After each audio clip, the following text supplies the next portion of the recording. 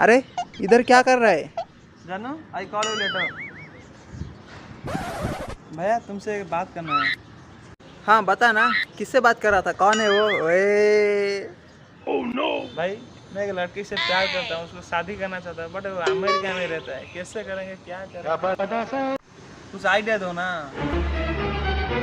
अरे तू तो इंडिया में है, वो अमेरिका में है, तू उसको कैसे पटाया रे? हम दोनों पहले फेसबुक पे मिले थे, उसके बाद फ्रेंडशिप हो गया यार।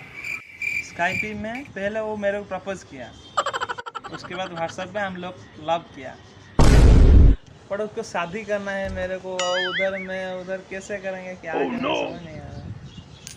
ओ ये बात है, तो एक काम करना, ट्विटर में शादी कर ले, मेक माई ड्रीम में हनीमून को चले जा, और उसका बाद फ्लिपकार्ट में बच्चा मंगा देना, ईमेल आईडी पे रिसीव कर लेना, और फाइनली पसंद नहीं आया तो OLX में बेच देना।